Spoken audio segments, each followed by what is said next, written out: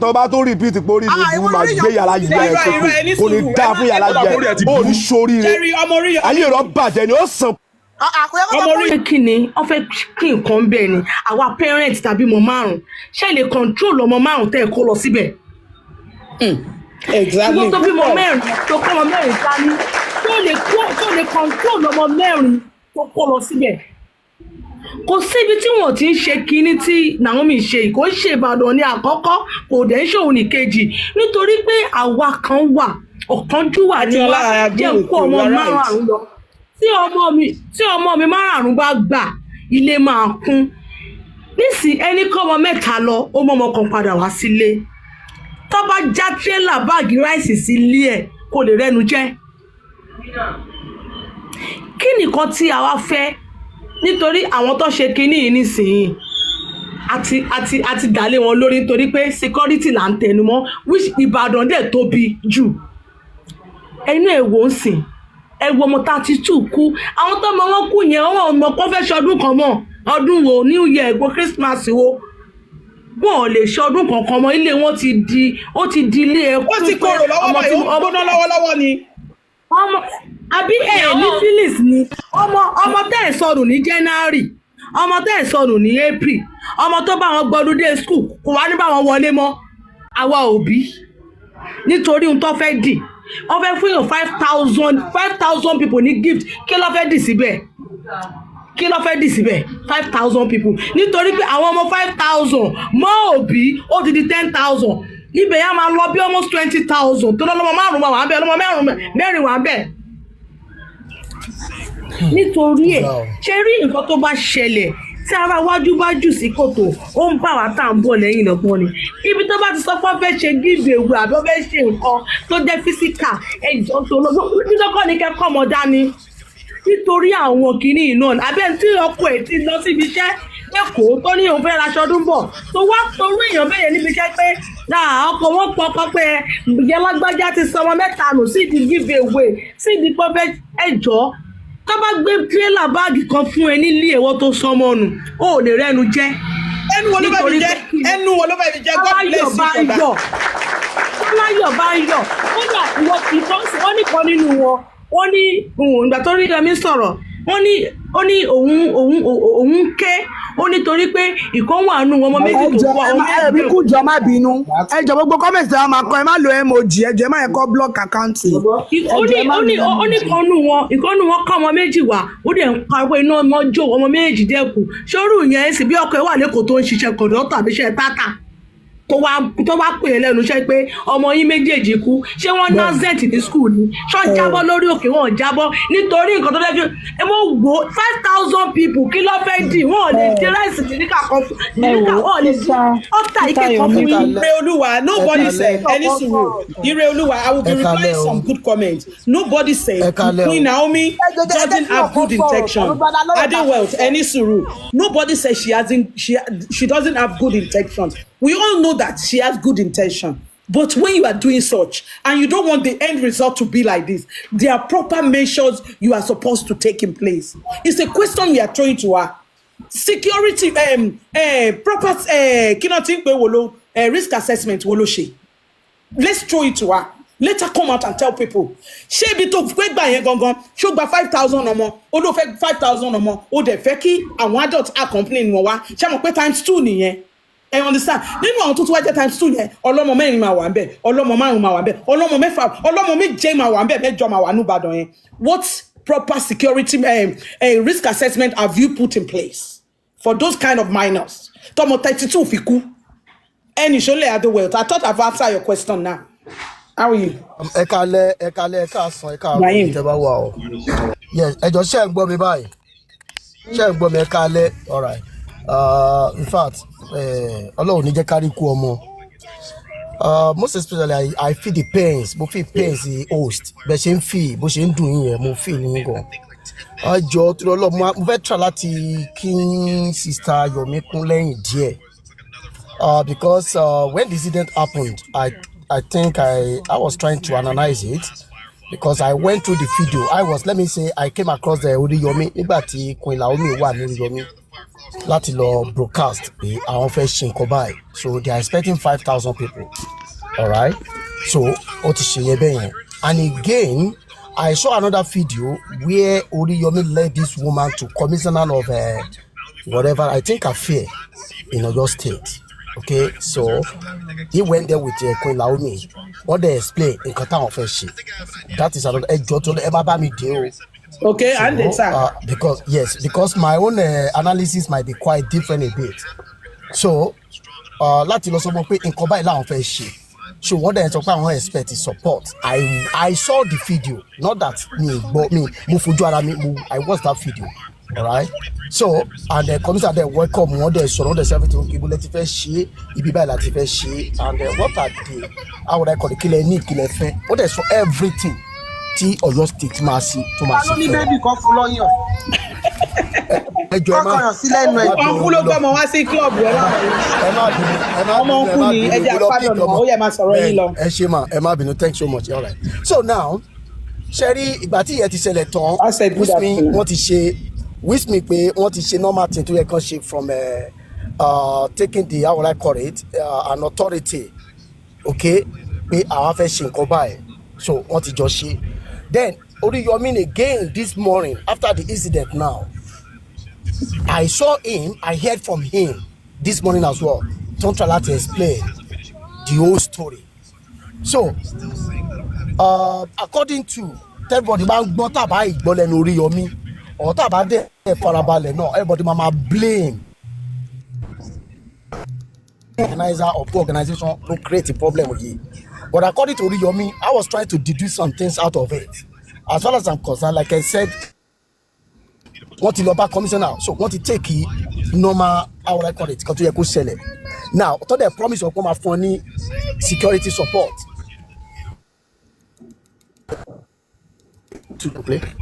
Okay so wọ́n dẹ̀ máa fún ọ ní security whatever.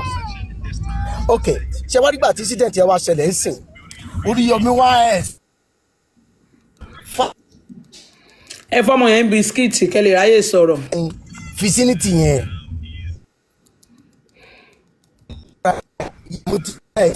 Network wọn fi wá dá network wọn sọ̀rọ̀ rẹ̀ ọ̀dẹ̀ sọ point. Wọlé láti alẹ́ àná. Oh my God. Wọ́n ní good point. Wọ́n sọ point. Our parents láti nà incident will happen to yes. Network yín yìí ò dá. Ṣé ẹ gbọ́ mi sìn? Àti ń gbọ́ yín. Network yín. Can you hear me please? Yeah. All right. All right. Yeah, I know. I think it's because I'm driving. Now, Sherry, only láti alẹ́ àná láti jẹta tó ti fẹ́ ṣe nǹkan yẹn. Àwọn parents, àwọn ọmọ kan ti jump fence. Wọ́n ti lọ sínú venue. All right? They are expecting 5,000 people. He said Queen Naomi will make availability of chairs for 7,000 children. Does it make sense, Uncle Adewale? When you said you want 5,000 children, are their parents going to sit on the floor? Yeah. That is where the risk assessment coming. You did not do comprehensive risk assessment. I'm coming, Mike. That is all right, sir. That I agree with you, ma. I agree with you. What I'm saying. Bro, you shouldn't do everybody.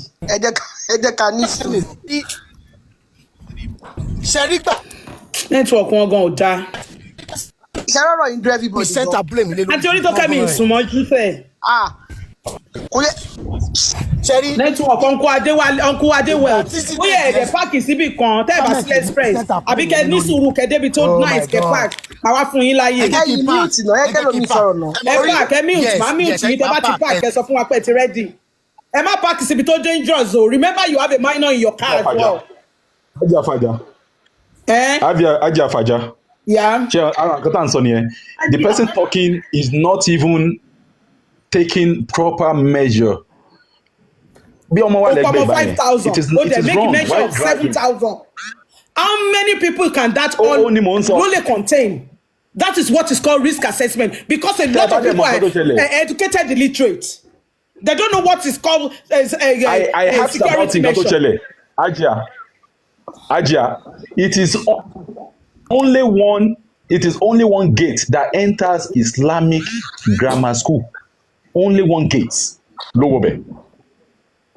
they will have used a place that has several vents, several outlets láti jáde when you want to do something like that because of things. Yes, when I was talking about you getting.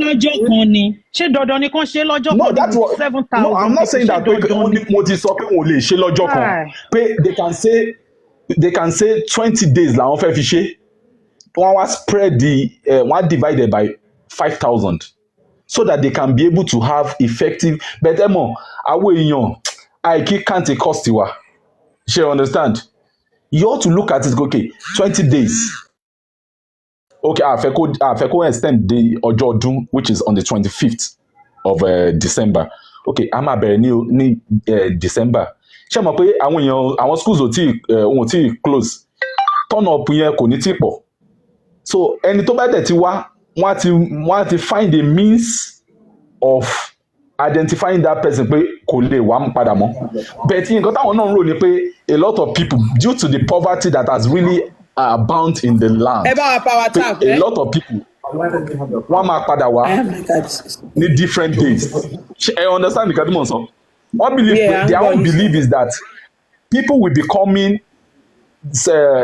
different days yẹn tí wọn ò dẹ̀ nílé. But even though tí wọ́n bá fẹ́ ṣe ní ọjọ́ kan, there is how they can do it. Nǹkan tá à ń sọ yìí.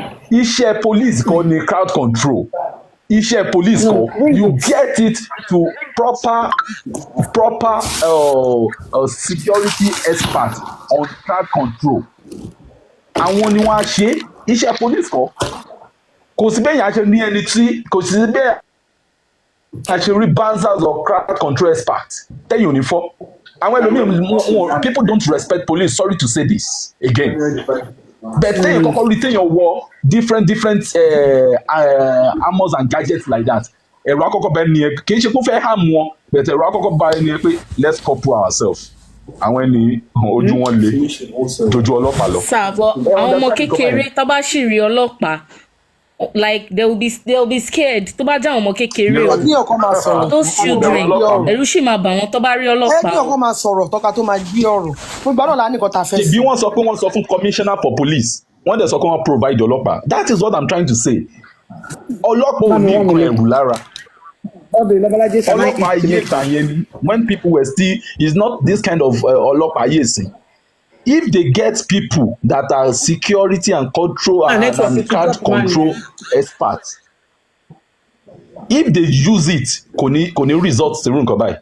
Because in that kind of thing, àwọn ènìyàn wọ́n sọ pé èèyàn 50 ẹ̀ kọ́kọ́ wà níbí, èèyàn 100 ẹ̀ kọ́kọ́ wà níbí, wọ́n á máa pass wọn. Wọ́n kàn lọ provide ọlọ́pàá. Kí ni kọ́lọ́pàá wa máa ṣe kó wá mú criminal ni? Ìfẹ́ Dayọ̀. Nothing. Ẹ kàn provide ọlọ́pàá lásán ni. Ọlọ́pàá òṣìṣẹ́ kankan bẹ́ẹ̀ náà wọ́n kàn fọ́nra wọn káàkiri ni náà. That is not crowd control, for God's sake. Ẹni tó mọ̀ nípa ìlú sọ̀rọ̀, that's why tó ṣe. Uncle, apart from crowd control, èmi ń béèrè lọ́wọ́ wọn where you want to put 5,000 children with the 5,000 parents that accompanying them there. What is the risk assessment they put in place? Alájà o, ẹ má bínú o pé mo gbọ̀mọ́ ṣé mo kí wọ́n ti ń ṣe program wọn lọ. Ìyàn kan ló fẹ́ bọ̀ta o táwọn èèyàn fi rọ́ wọlé o. No, wọn ti bẹ̀rẹ̀. They have not started. They have not started. According to that, ìyàn kan tó wọ́n níwájú ṣọ́ọ̀bù òun báyìí ni. They have not started. So ẹ jẹ́ ká wá wò báyìí pé wọ́n gbé wọ́n fi kíá 7,000 síbẹ̀. Wọ́n ṣe máa ṣe kíá 7,000 àti Orítókẹ́. Ẹ máa gbọ́. Wọ́n mọ̀ pé ẹlòmíì máa lọ́mọ márùn-ún ìyá kan. Wọ́n ṣe máa ṣe kíá 7,000 àti Orítókẹ́ ìlú òyìnbó lẹ́yìn pé for crying out loud. Hello. 5,000. Ẹ̀dẹ̀ pé parent 5,000. Ẹni pé adult láti àkọ́kùnrin wọn wá. Hello, Alájà. Wọ́n ti bẹ̀rẹ̀ program wọn o. Alájà. Wọ́n fẹ́ bọ́ta. Àti Orítókẹ́, what I'm proving for you is 7,000 kọ́ ló yẹ kó provide. It should be times 2. Ṣẹ́rí wọ́n lè provide nǹkan 7,000. Ẹlòmíì lọ́mọ mẹ́rin ìyàn kan ló máa tẹ̀lé. Ẹlòmíì lọ́mọ márùn-ún ìyàn kan ló máa tẹ̀lé. Àkúrú Oríyọmí. Ẹ wá rí ẹ jẹ́ kí wọ́n sọ. Ọmọ Oríyọmí ló wọlé. Alájà ṣẹ́rí gbogbo Ọmọ Oríyọmí ló wọlé. Ẹni sùúrù àti Orítókẹ́ ẹ jẹ́ kí bàbá tó wọlé yìí sọ̀rọ̀. Ẹ jọ̀ọ́ ṣé rí gbogbo ohun tá a bá fẹ́ sọ ẹ já mọ́ bẹ̀rù Ọlọ́run. Of course. Ìta àbá sí ń bẹ̀ ẹ má mọ̀ jẹ́ ká mọ̀ sọ bí pé ó sojú wa. Information tá a bá wa ń gbọ́ kálukú ń sàsọdùn ni kó lè bá a dùn ni o bọ̀ gbogbo wa tá bá wulẹ̀ ká sọ̀rọ̀ tó ká rántí pé jọ́kan kálukú yóò jábọ̀ ní tó bá fẹnu sọ wájú Ọlọ́run. Now mo rò pé ẹnìkan sọ̀rọ̀ kan ní ìsìn olóhùn mọ̀ ń pa rẹ̀ mélòó ló ti ṣe. ó ní àwọn máa ń put measure irú nǹkan bẹ́ẹ̀ ni. ìwọ tó ń sọ̀rọ̀ mélòó ló ti ṣe. ẹni sùúrù mélòó ló ti ṣe. ọmọ Oriyomi lẹ́ni tó wọlé. mélòó ló ti ṣe. àìmọye tá a ti ṣe. àìmọye tá a ti organize. nítorí pé nínú ọdún yìí kí nǹkan tó bàjẹ́ báyìí èmi àtọ̀rẹ́. àìmọye táwa ti ṣe tí a ní any crisis tá a ti ṣe. a ti tún fún èèyàn more than 1,000 ní bag of rice. tó bá tó repeat pé orí ìlú máa gbé yàrá yìí ẹ̀ sókè kò ní dáa fún yàrá yìí ẹ̀ ó ní sóríire ayé rẹ̀ bàjẹ́ ni ó sàn. ọmọ Oriyomi ni ẹni sùúrù Z9 ẹni sùúrù ṣètìrì Yorùbá ní pé okay he came in nítorí pé ó ti wà ní comment section and he want to make it clear what we don't know. Let's ask him some questions. Don't use abusive word. Omo Oriyomi, I'm happy that he came in. Let's ask him questions because nǹkan tó wà lẹ́yìn it's nothing to do with Oriyomi. Broadcast Oriyomi, wọ́n lọ broadcast lọ́dọ̀ Oriyomi ni. We are not appointing blame to Oriyomi. The only thing I said about Oriyomi, if you were there, Akuru ni pé Oriyomi, the show of Agidigbo was not supposed to hold yesterday.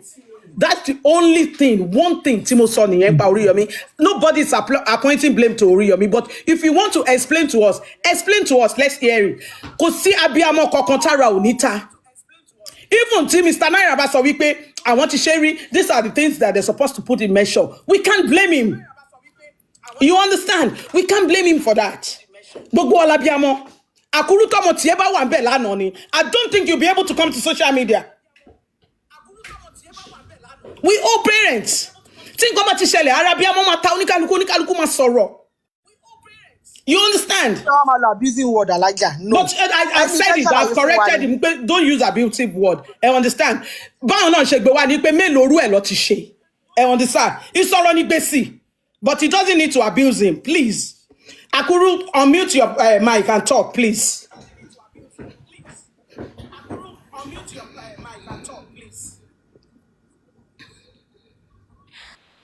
Akuru, wọ́n ní kẹ́ unmute kẹ́ sọ̀rọ̀. Ẹ ti mute o, unmute kẹ́ sọ̀rọ̀ Akuru. Mute Akuru. The anger. We need to put them properly and fix them. Take your clothes. Tí èèyàn bá fẹ́ sọ àwọn nǹkan kan wàá wo incident ẹni tó ń sọ tó fẹ́ sọ̀rọ̀ bá ṣé àkọ́kọ́ irú rẹ̀ tẹ́ni yẹn fẹ́ ṣe nìyẹn àbó tí ń ṣe irú rẹ̀ rí. Fine, the show is not our show. The show is not our show. And then lánàá tí ẹ sọ wípé kò yẹ kí show wa Lágídígbò bí kó hold àwa tí ń ṣe show wa as normal show wa tá à ń ṣe lọ tẹ́lẹ̀ bá a sì ń ṣe every day by day. Immediately bí kíní yẹn ṣe ṣẹlẹ̀ lọ́hùn yẹn torí àwọn tí wọ́n ti wà bí tẹ́lẹ̀ a ní láti dá wọn lóhùn immediately that they cancel everything. Immediately tá a padà dọ́fíìsì a kákọ́ cancel everything kí kálukú máa lọ ilé ẹ̀. That's a good point, Akuru. Yes. You've made a clear point. Ti pé program ti lọ. Yes. Program ti wá ó ti lọ. You make a good point. Ti pé program ti lọ. Nígbà tẹ́ ẹ kó ṣẹlẹ̀ ẹ dẹ̀ cancel ẹ̀. A dẹ̀ cancel. But Akuru ẹ má wá sọ fún anybody wípé ṣe ti ṣe irú ẹ̀ rí. Kò sí ẹni tí ààrẹ abiyamọ ò ní ta. Ẹ jẹ́ kémi ò délẹ̀. Ẹ jẹ́ kí n délẹ̀. Madam, àwa wà ń bẹ̀. Èmi tẹ́ ń wo ìmọ̀ faint lánàá torí wípé mi fẹ́ kọ́mọ kan kó kú mẹ́ẹ̀ lánàá. Mo faint. Anybody tẹ́ bá rí tẹ́ bá mọ̀ ẹ́ béèrè. Àwọn abiyamọ ni wọ́n gbé mi ibi tí mo bára mi àwọn tí wọ́n gbé mi tí wọ́n fàtẹ́kùn sí mi la wọ́n sọ pé mo faint. Níbi tí mo ti ń gbé ọmọ. Mo gbé ọmọdé level kan I don't have any strength anymore again. Láti gbé ẹni kankan. Sọ̀rọ̀ mi yé. I was imagine mo sọ fẹ́nìkan nínú staff wa lánàá wípé mo fi àwọn ọmọ yẹn sí condition pé ọmọ mi gangan ló kú. Exactly, God bless you for saying that. Mo fi ara mi síbẹ̀ mo sọ fáwọn staff mi àwọn staff tá a jọ jẹ́ colleagues wípé bí mo ṣe rí yẹn mo imagine pé ọmọ mi ló kú. àwọn ọmọ mi ní bẹ́ẹ̀ ni. Even this morning when I saw my children orí mi lọ bẹ̀ wípé kó jẹ́ àwọn ọmọ yìí ló kú báyìí bí àwọn ọmọ yẹn ṣe kú báwo ni màá ṣe máa feel lénìí. ṣé tó máa fi tírélà gbé Àkúrú tó máa fi tírélà ráìsì gbé ráìsì lọ fún àwọn òbí ọmọ tó kú lánàá yẹn ṣé ọmọ rẹ nu jẹ́ mọ́ ni. láyé but torí wípé àwọn èèyàn wa máa ń ti nǹkan bọnú ara wọn ló jẹ́ kó jẹ́ pé nígbà tí mo wà ní social media yẹn mo fẹ́ sáré sọ̀rọ̀ kékeré yẹn kó tó di pé màá kúrò ńbẹ̀ torí mi kò yẹ kí n tiẹ̀ fẹ́ sọ anything even mo ti fẹ́ kúrò gan padà kó tó di wípé ẹni kí n sọ̀rọ̀ lé lórí lánàá. inú mi dùn pé mo lè sọ fún yín ẹ clear point tó ní èmi nínú mo lè sọ fún yín nítorí mo mọ̀ pé bàbá ọmọ kékeré lórí Yọmí inú mi dùn pé clear point yẹn. tẹ́ ẹ bá wá fi ọ̀rọ̀ yẹn síta mo lè sọ fún yín wípé ìgbà tí kinní yẹn ti ṣẹlẹ̀ tá a ti padà rescue àwọn tá a lè gbé lọ sí hospital gbé wọn káàkiri láti padà wá sọ́fíìsì wípé gbogbo activities tó ń lọ ní ọ́fíìsì because anytime from 8 o'clock láàárọ̀ ni activities children carnival tiwa yóò ti bẹ̀rẹ̀ ní Àgídìgbò but that very period tí nǹkan yẹn ń ṣẹlẹ̀ ń bẹ̀rẹ̀ lánàá ọ̀pọ̀lọpọ̀ àwọn èèyàn tí ń bẹ bí wọn ò mọ̀ pé nǹkan kan ti ń ṣẹlẹ̀ so bá a ṣe wá rescue àwọn èèyàn lọ síbẹ̀ yẹn tán gbogbo àwọn tá a lè kó lọ tá a kó lọ a ní láti padà wá sọ́fíìsì wípé n ti ń ṣẹlẹ̀ yìí o a ní láti cancel everything gbogbo àwọn tó ń wọ̀ ń queue tí wọ́n wá kọ́mọ́dà àdàbẹ́ pé wọ́n lọlé láì mọ́ gba nǹkan wọn lọ torí ẹni tó wá látọ̀nà tó jìn ẹ dá wọn lóhùn tẹ́ bá ti dá wọn lóhùn tán anything ò gbọ́dọ̀ lọ mọ́ ẹ close down lẹ́nìí náà a close down anything ò lọ. sọ̀rọ̀ mi yé because báwo ni ẹni tó sọ wípé àwọn ọmọ kéékèèké ni strength òun tóun fẹ́ràn tírú rẹ̀ wá ṣẹlẹ̀ wọ́n rà máa yóò máa dunnú yóò máa ṣe bó ṣe wù pé èmi ń dunnú nígbà tí ó rí àwọn ọmọ ọlọ́mọ tó sì jẹ́ pé àwọn ọmọ ọlọ́mọ yìí gangan nínú rẹ̀ máa ń dùn sí kò sí tẹ́lẹ̀ fún Oriyomi Hamzat tó lè dàbí kẹ́ ẹ fún ọmọ kékeré ní nǹkan in fact tí Oriyomi Hamzat bá wà níbì kan I can say it boldly categorically fún yín wípé táwọn ọmọ kékèké bá ń bọ̀ tẹ́ ẹ bá fẹ́ lé àwọn ọmọ yẹn sẹ́yìn Oriyomi ojú tó Oriyomi máa fi wù ẹ́ pé o fẹ́ lé wọn ni o kì í ṣe pé o fẹ́ enjoy wọn o fẹ́ lé àwọn ọmọ yẹn Oriyomi máa wù ẹ́ bẹ́ẹ̀ pé o ṣe ẹ̀ṣẹ̀ kan tó ní agbára ká wá pé èèyàn kú nù tí Oriyomi ò lè accept gan kí wọ́n sọ wípé òbí family ọmọ kan o bóyá ìyá àbí bàbá ó wá wo ọmọ yẹn with levity hand mo sọ fún yín téèyàn bá wá sọ́dọ̀ Oriyomi gan báyìí tí ẹ sọ̀rọ̀ àgbàlagbà kan pé àgbàlagbà kan wà lọ hospital ó ní di 10,000 wọ́n wá lọ́mọ kékeré kan wà lọ hospital àwọn fẹ́ rescue life ó ní di 1 million Oriyomi will go for that 1 million kàkà tí ó fi san 10,000.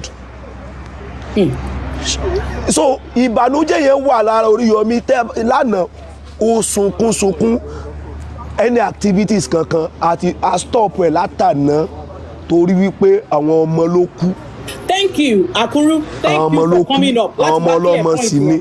ṣe rí inú gbogbo words mi tí mò ń ọ̀tà látẹ̀kan inú gbogbo grievance mi the only thing I was upset about Oriyomi pé mo rí pé Àgídìgbò ṣì host lánàá and you've come up to clear that part and I really appreciate that nítorí pé wọ́n mọ̀ Oriyomi bàbá ọmọ kékeré ni wọ́n that is what we all know him for that is his call. so lánàá o activities kankan ò lọ mọ́ lánàá torí wípé ó ti wà on before kí ìṣẹ̀lẹ̀ ohun tó ṣẹlẹ̀ ló jẹ́ ká sáré stop ẹ̀ gbà tá a sì dé a dẹ̀ stop ẹ̀ lẹ́nìí a stop ẹ̀ everything ó ti wà bó ṣe yẹ kó wà for now kódà àwọn òbí tí wọ́n ń pè wá pé ìgbà wo a ní till further notice tá a máa sọ fún wọn. exactly God bless him for that because ipò tí àwọn òbí àwọn ọmọ yẹn máa wà lọ́wọ́lọ́wọ́ báyìí ta ló mọ̀ ẹni tó lọ́mọ méjì wà ń bẹ̀ ẹni tó lọ́mọ mẹ́ta wà ń bẹ̀.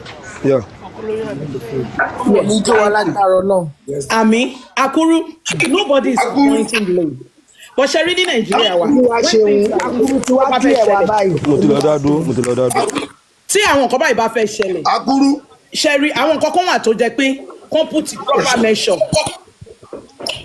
nígbà tí wọ́n wá ṣe advert yẹn tí Queen Naomi wá sí ọ́fíìsì Oriyomi I watched it live mi ò wo recording I was there live.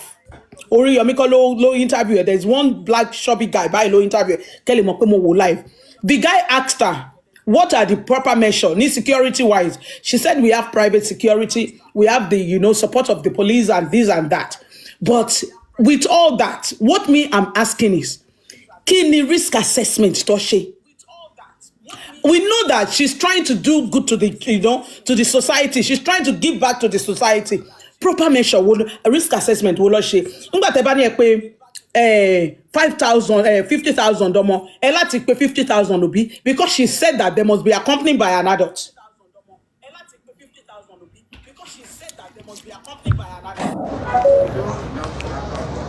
Hello. So bó ṣe jẹ́ nìyẹn a ṣe event kankan látàná yẹn mọ́. Yeah, go and take stop it. Akuru, thank you very much. Ta ló tún fẹ́ bá wa dá sí? Ẹ wo ẹ kẹ́ mi sọ. Ó yá orí tó kẹ́ ẹ sọ̀rọ̀. Ẹ jẹ́ ẹ sọ díẹ̀ nínú ọ̀rọ̀ mi. Sherry, èmi máa address us our parents. Yes, we're still coming there as well. Of course, definitely. Sherry, kínní, nígbà tí mo ń bọ̀ ní mọ́tò tí mo bá àwọn ọmọ mi ní school sí, mo wá ń ṣàlàyé nǹkan tó ṣẹlẹ̀ fún wọn. Mo wá sọ fún wọn pé àwọn parents. Ẹ fún mi 1 minute, ẹ máa sọ̀rọ̀ yín lọ. Tí bá lọ bìkan pẹ̀lú àwọn ọmọ mi, máa dì wọ́n mú báyìí kòkòkò báyìí, wọ́n tó bá máa jẹ́ àwọn ìgbà lọ́mì wàá múra. Tí bá lọ bìkan pẹ̀lú àwọn ọmọ mi, máa dì wọ́n mú báyìí kòkòkò báyìí, jẹ́ àwọn ìgbà lọ́mì wàá múra.